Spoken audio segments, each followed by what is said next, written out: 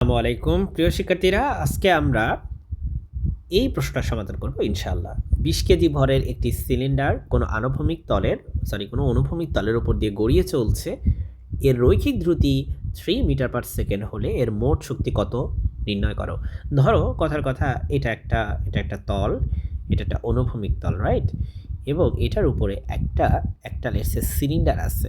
হ্যাঁ, আমি সিলিন্ডার আঁকতে খুব একটা ভালো পারবো না, সো আমরা সিলিন্ডারকে ক্রস সেকশনটা দেখতেছি। তোমরা জানো যে সিলিন্ডারকে যদি আমরা ক্রস সেকশন করি তাহলে কিন্তু সেটা একটা বৃত্ত হয়। এটা হোপফুলি তোমাদের জানা, তাই না?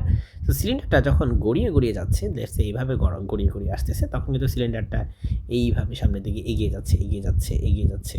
আমার তলটাই চলে গেছে, তাই না? সো এই যে সিলিন্ডারটা এভাবে সামনের দিকে এগিয়ে যাচ্ছে। তাহলে এটার কিন্তু একটা রৈখিক দ্রুতি আছে, একটা রৈখিক মোশন আছে, তার একটা ঘূর্ণনের ব্যাপার-স্যাপার আছে এখানে, তাই না? সো তার মোট শক্তি কিন্তু দুইটার উপর জিনিসের উপর ডিপেন্ড করে। একটা হচ্ছে, আমরা যদি মোট শক্তি বের করতে চাই, মোট শক্তি হচ্ছে তার দুইভাবে বের করতে হবে। প্রথম কথা হচ্ছে তার থাকবে একটা রৈখিক গতি থাকবে, আর তার একটা কৌণিক গতি থাকবে। ঠিক আছে? একটা কৌণিক বা ঘূর্ণন গতি থাকবে, যেটাই বলো।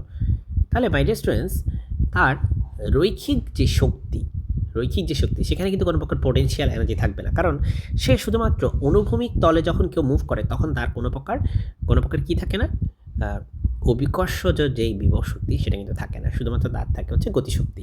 সো আমরা জানি গতিশক্তির সূত্র হচ্ছে half M V squared, right? এখানে এই এম হচ্ছে বস্তুর ভর যেটা দেওয়া আছে এখানে, আর ভি হচ্ছে বস্তুর দ্রুতি যেটাও দেওয়া আছে।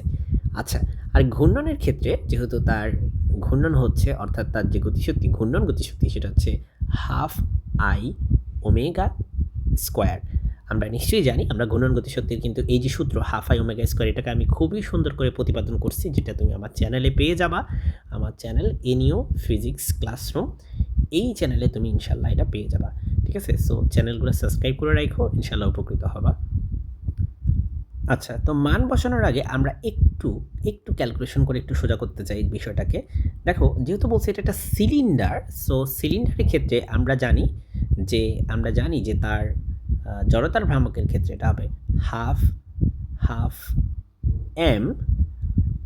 M R square. ঠিক আছে? Half M R square. যদি ধরে নিই যে সিলিন্ডারের ব্যাসার্ধ হচ্ছে আর, তাহলে half M R square. So my dear students, এটা নিরেট সিলিন্ডারের ক্ষেত্রে যেহেতু কিছু বলে দেয় না, আমরা ধরে নিব স্বাভাবিকভাবে এটা একটা নিরেট সিলিন্ডার। আর ওমেগা হচ্ছে আমাদের কৌণিক বেগ, যেটাকে আমরা এই সূত্রটা জানি যে ভি ইকুয়াল টু ওমেগা আর। সেখান থেকে আমরা বলতে পারি ওমেগা ইকুয়াল টু হচ্ছে ভি বাই আর, রাইট? আর আমি জানি না তোমরা আমার এই ভিডিওটা দেখছো কিনা, কিন্তু আমি কিন্তু একটা ভিডিওতে এটাকে প্রমাণ করে দেখাইছি। এই প্রমাণটা যদিও একেবারে সিম্পল, বাট আমি প্রমাণ করে দেখাইছি, কারণ এটা পরীক্ষায় এসে থাকে তোমাদের, বিশেষ করে মেকানিক্স কোর্সের ক্ষেত্রে। সো তুমি এই ভি স্কোয়ারকে তুমি লিখবা হচ্ছে, যেহেতু সেখানে omega naught v square, omega স্কোয়ারকে তুমি লিখবা হচ্ছে,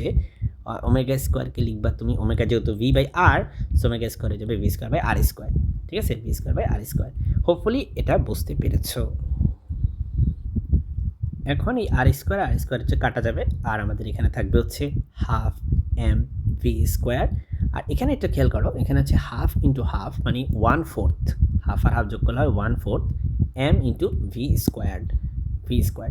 তাহলে এখানে এবার আমরা যদি যোগ করি, দেখো হাফের সাথে 1/4 যোগ করলে হবে হচ্ছে বেসিক্যালি 3/4, 4/3 অংশ আর কি, 3/4 এম ভি স্কোয়ার।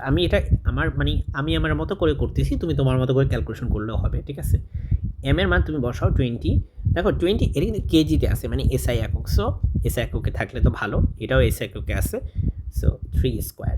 এবার জাস্ট এটা ক্যালকুলেটার নিয়ে অ্যান্সারটা বের করো।